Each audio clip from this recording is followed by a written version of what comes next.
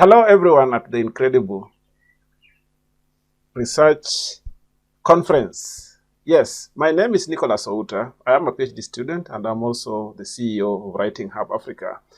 I'm calling you from very nice Kenya. Yeah, the weather out here is very good today. And as you will follow through this, you will get to know how happy I am today to be part of this talk, because I've really been looking forward to this day so that I can also be able to share my experience with early career researchers, like I've been doing with. I'm actually a mentor and also a trainer in scientific writing and communication, and I've also gotten a lot of interest lately in matters mental health, especially regarding science and mental health in academia in general. Uh, I'm not a psychologist, as you will figure out. I'm doing my PhD in fisheries and aquaculture, but I've interacted so much with early career researchers and other researchers that I also work with in my research projects, and I've realized that mental health in academia is one of those areas that have been neglected. No one really wants to talk about mental health so much, especially with regard to academia. And I don't know whether this is just in my context, in the African context, or I don't know whether it is something that is global. I'm still also reading so much and doing a bit of research about this. And that's why I've really wanted to use my voice and also my experience to also try to inspire early career researchers. Also, to get to understand that it's, it's okay not to be okay sometimes. But we really need to start talking about these things and have conversations around mental health in academia so that it becomes commonplace to talk about mental health and also physical health in academia.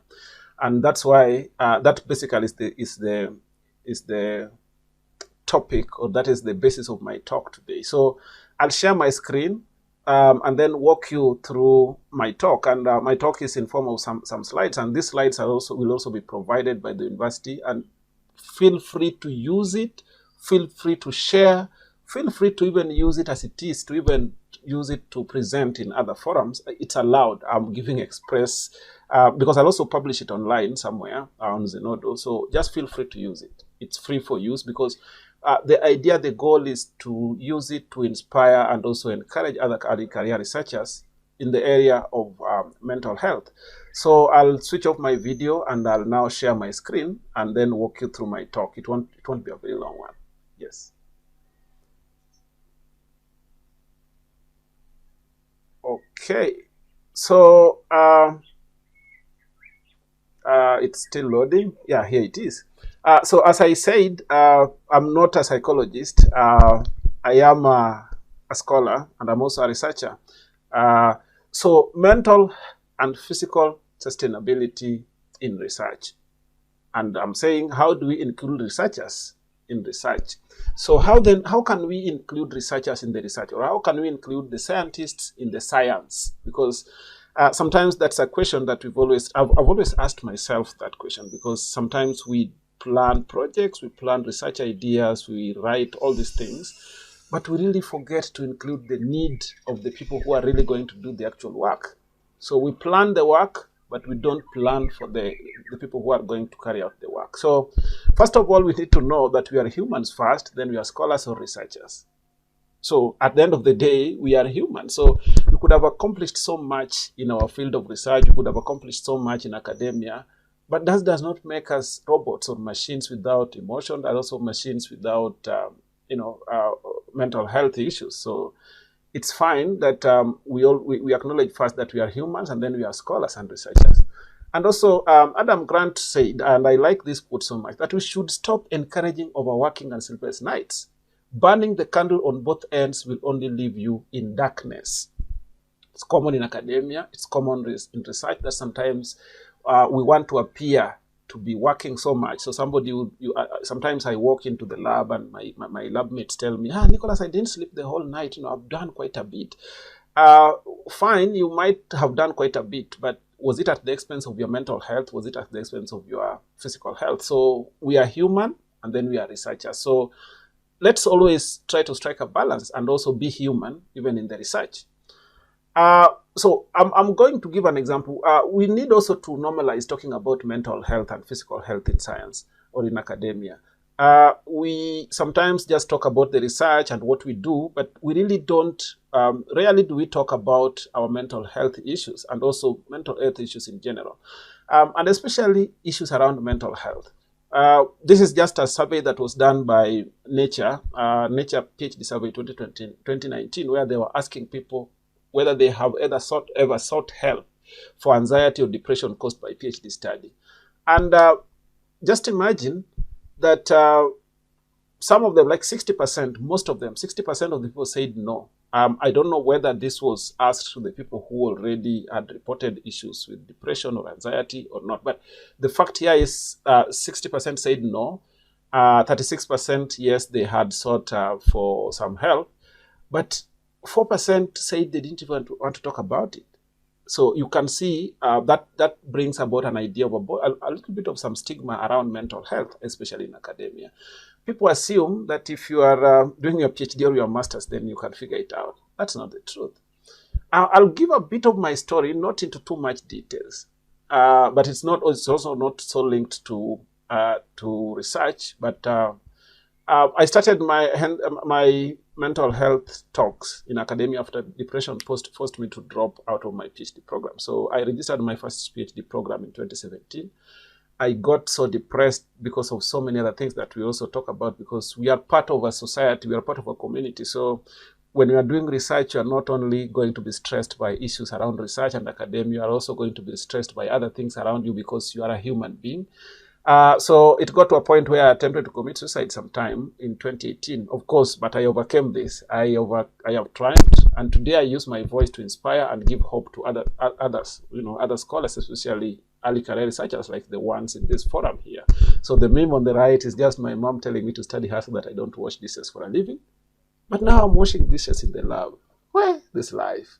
But anyway, that was just, some light moment over there. So I say that I'm giving this story so that it does not, so that you feel that it's not, you are not alone in this. You are, it's part of, it's a problem that is there, and even the researchers that you see that have been into this, I've done quite a bit, have also gone through part of this sometimes in their lives. Why do we include the scientist or the researcher in the science? Or why is it important? So mental health is not prioritized in academia. I think I've said this. We prioritize other ththings, but mental health has not really received quite a good, how do we call it, some good attention with regard to, in terms of people talking about it, in terms of people giving it attention. Scientists also face other life stressors. So we face other life stressors that are also outside academia. So we need to include scientists when we are talking about mental health. And then most projects focus on the science and neglect the scientists. I've talked about this. Scientists are also getting younger and younger, making them more vulnerable to mistreatment and intimidation. So an average PhD student, like in Africa, like in my, let's say where I am at Maseno University, an average PhD student is in his early 40s or maybe late 30s. And an average master student is somewhere in their 20s or late 20s. So they are becoming younger and younger. And it's possible that some of them do not know how to handle these things and, stuff like this. So currently we are at PhD, we are mostly talking about people doing grants, people getting money to do research, and then they do research, but no one talks about leadership training and especially team development skills. We really need this kind of talk so that we include it or we embed it into the realm of research. Now, this is always when we give these live talks, I always ask people, how do you feel right now? So somebody would be feeling happy or sad. Somebody would be overwhelmed, or somebody could be on top of things. Somebody would be worried. Some would be feeling anxious, but it's fine. Don't worry. It's all right to feel the way you feel. I'm not saying it's okay or it's fine, but it's all right because we are human. So one thing that I've always done, and this is one thing I want to bring to your attention, is when these things come, when you have the feelings of sadness, the feelings of being overwhelmed, one thing is accept. Live through that experience. Don't try to deny and say, no, I cannot put myself down. I can't feel sad. I can't afford to be sad at this time when I have so much to achieve. No. live through the experience and tell yourself, this is me feeling anxious. I'll get over it. So that it's okay to sometimes. And now, what are the causes of stresses in academia? What causes stress?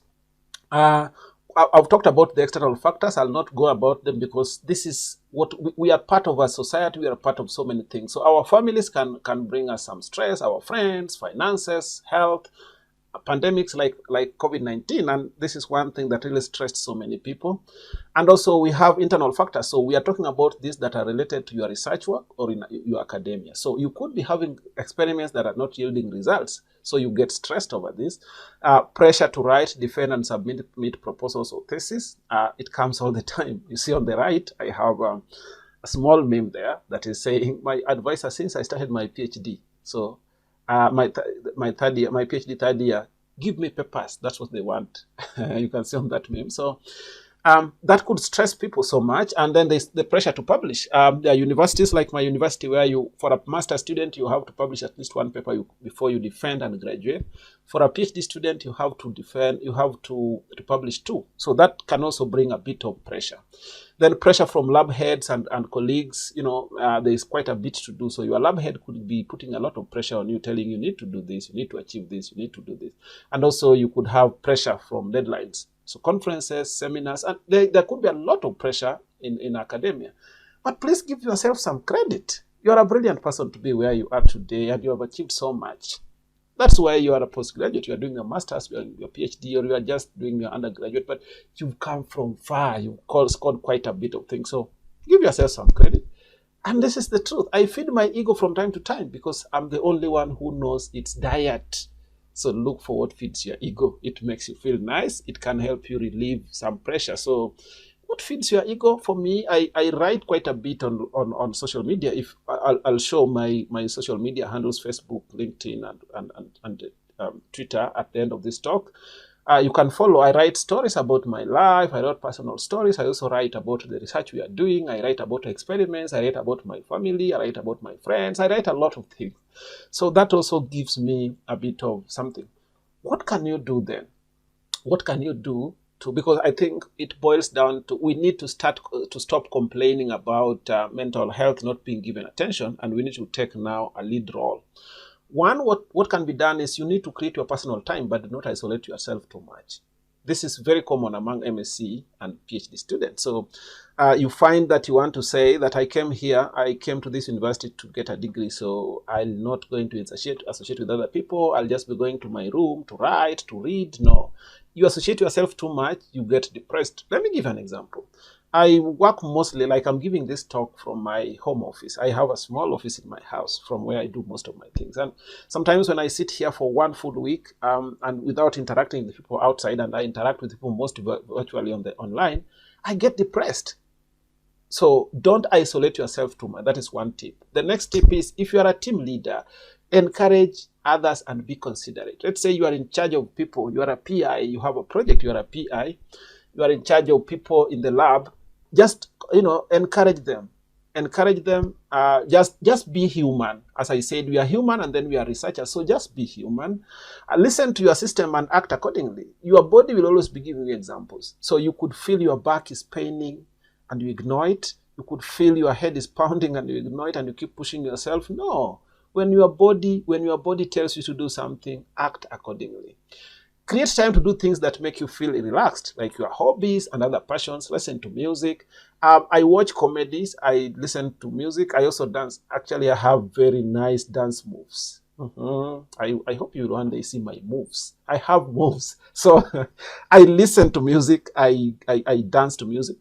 Yeah, I dance to music. Yes. And I also watch some comedies. That also makes me relaxed. Sometimes you've done quite a bit in the lab, you've written quite a bit, you've been reading the whole day. Do something, take time off. Do something that makes you feel relaxed. Take planned and deserved breaks.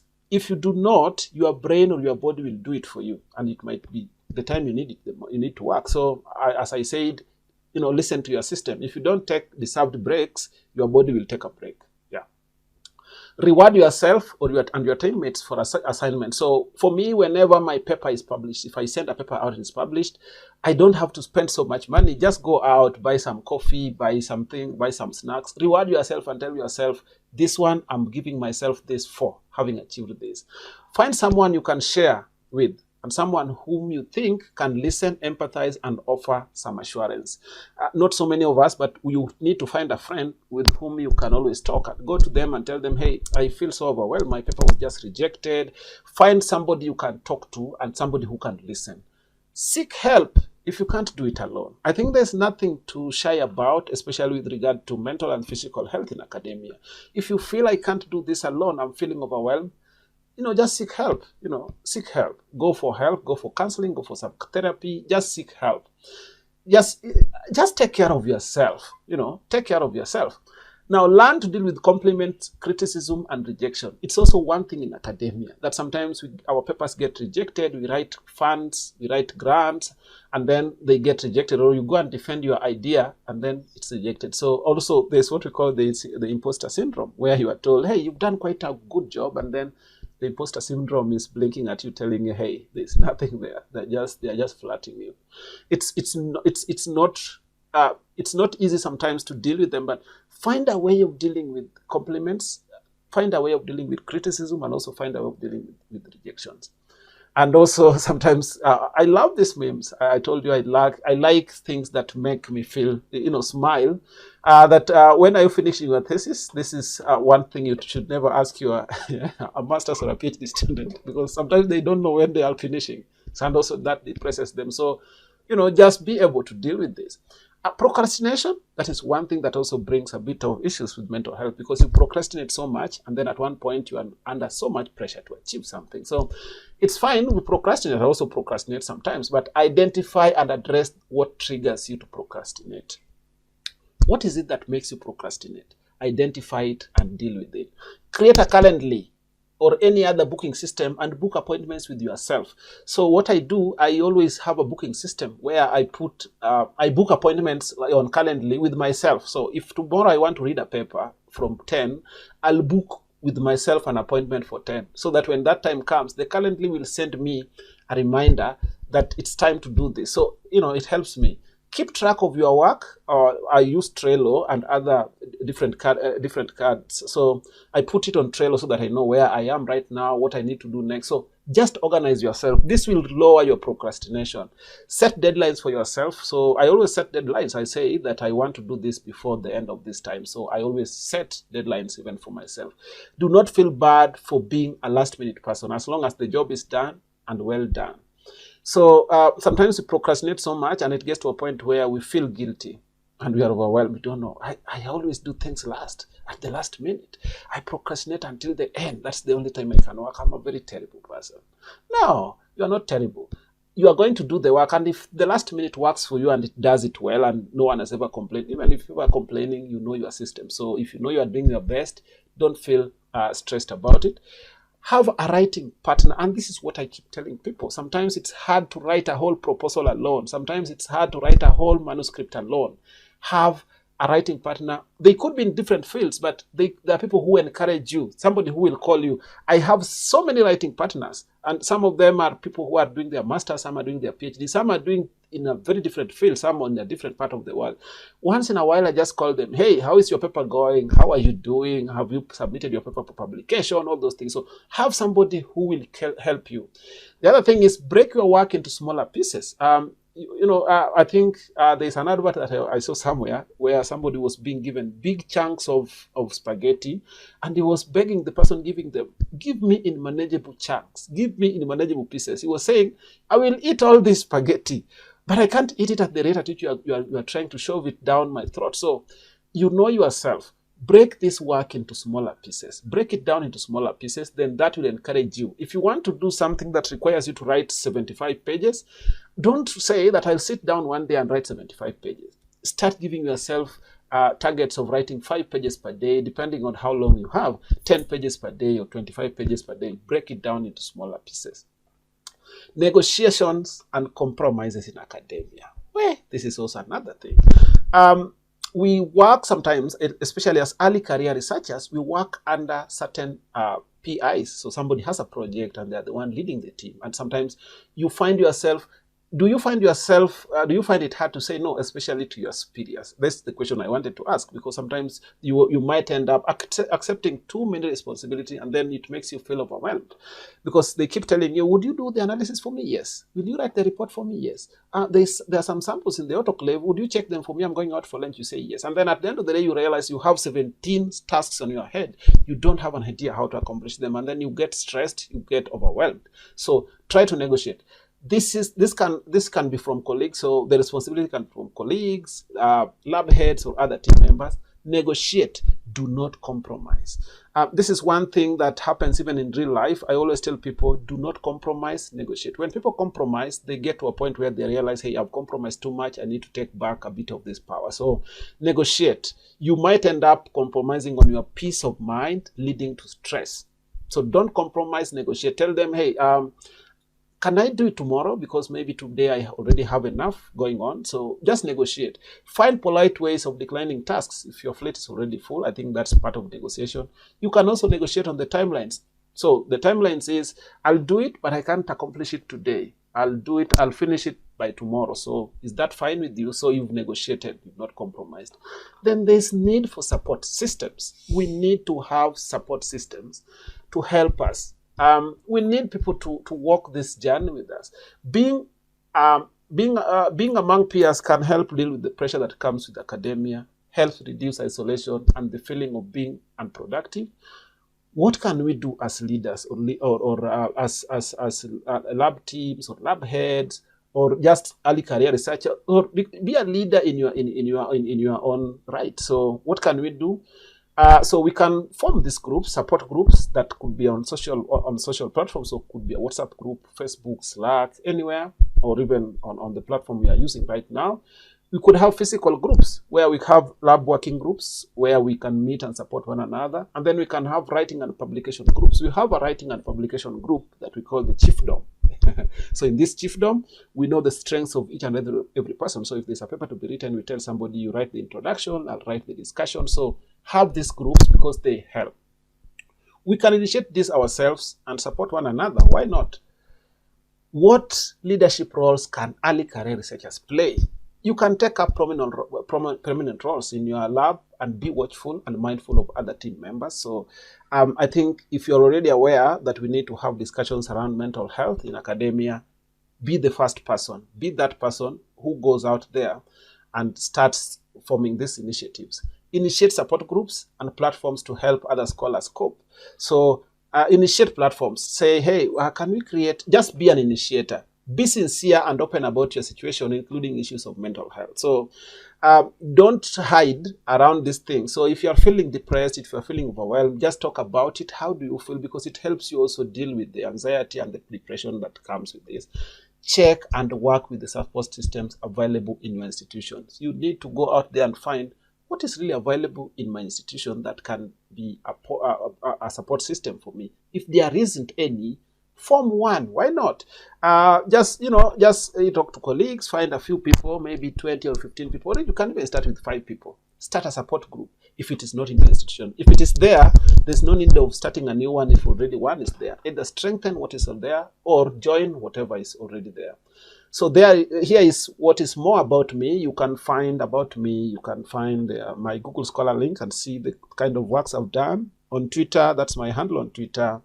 And then I'm also on Facebook. I'm on LinkedIn. The website to Writing Hub Africa is here. I will now stop sharing my screen here and yes, we got this. Yeah, we can achieve mental sustainability. We can achieve mental sustainability and physical sustainability in academia, in our institutions. I'll stop sharing my screen, and this is my challenge to all of us who have followed through this talk is we need to do something. I think we need to move away from just complaining. It's common for human beings to say things are not working, this has not been given attention. And today I've challenged us that if something is not there, if like there are no support systems in your laboratory, in the university, kindly be that person. Go out there and initiate. Because so many people could be suffering in silence. And if you have a support group where they feel I will be understood, people will feel my pain, there are people who identify with how I feel, they will be free to talk about it. They will be free to get out there and look for help. So it's about encouraging people to go out there and look for help, because help is always somewhere. And if we feel that we will be judged, if we feel that people will not understand us, then we will not talk about it, and then people will drop out. I wrote a blog, and I think it's the basis of this blog that I started giving a lot of talks. The blog was titled Suicidal Scholars, and in this blog, I was talking about the experiences of several scholars who had come from abroad and came back to Africa after scholarships, and then they came back and realized, hey, there are so many things going on. Maybe you've not found where to work, and you went out there thinking that when I come back, I'll find somewhere to attach myself to, and then now you get into depression. In that blog, I'm also talking about how I overcome. However, at one point, I think I lived with depression, and I was in academia. I lived with depression, I think the year between 2018, 2019, and part of 2020. I was not right in my head, and I was interacting with people. They thought I was fine, but I was not fine. I was going through too much, and I was not even thinking straight for some reason. So it really interfered with my with my research and what I was doing in the lab and just my life in general. So, and also part of now this is a very I'm now sharing very personal part of what really needs to go into this. And part of what I did, one was dropping alcohol. So I used to take alcohol and up until 2019, and then I stopped drinking alcohol completely because I realized it increased my anxiety, and it would sometimes make me start to hallucinate or feel a certain way. So look for those habits. It also calls for you to look for some habits that can help you reduce the pressure or issues that surround mental health. So if you find something that triggers your anxiety, something that triggers your depression, drop it. If they are your friends, if they are your family members. I think sometimes we are told that we cannot cut off our family members because they are our blood. Cut them off. Why not? If somebody is toxic, they are toxic. Family or not. If they are toxic, they are toxic. They are not good for your mental health. I think, and also sometimes online, we engage people online sometimes so much. So you put a very innocent post out there and somebody starts engaging you, and then you get all blown out there fighting somebody you've never met. Your mental health is more important than some stranger online. Yeah, it is. So just find, find what you can drop and find what you can pick up. So it calls for changing of so many things. You could change a few friends, you could change your routines, you could change what you do, you could drop a few other tasks that you picked up. You could be part of so many projects. You picked up this, and then at the end of the day, you are overwhelmed because, one, we are also trying to get money, we are trying to survive, we are trying to make a living, we are trying to grow academically, we are trying to grow in our careers. There's just so much going on around us. So it's just about picking up what we think helps and also trying to work towards it. I think it's just about being deliberate. Be deliberate about trying to find a solution to this. And at the end of the day, it boils down to you. What I can do is just suggest and also just give hope that you are not alone in this. You are not the only one feeling anxious about some things. There are so many people who are also feeling anxious about some of these things. And academia is like that. You will overcome, you will finish, you will be through with your PhD, you will get that title. I hope I'll also get mine by the end of this year. And I'm really looking forward to just engaging. I'm also on the platform, on Luji platform, so I'll still remain there because I also mentor, support, and train early career researchers. It's my passion. I really want to hold the hands of people who are getting into academia, give them hope, show them around, and also just show them that these things are possible. I'm also being mentored, of course, so I'm also getting my mentorship from other people, but I can also transfer the skills to the people around. So feel free to reach out to me. The last slide has the contacts. You can also reach out to the organizers of this event, the organizers of this incredible conference, and this is quite incredible. So just reach out to them and ask them for my contacts, my email address. They will always reach out to me directly, or you can reach out to the organizers. They can also reach out to me in case there are questions, in case there is anything that you need to talk about. Now, this goes beyond just mental health in academia. On issues scientific writing, publishing, if you have questions around how do I start writing my proposal? How do I go around writing my thesis? How do I go around publishing my paper? How do I select the right journal where I can send my paper? How do I do literature review? What tools are there?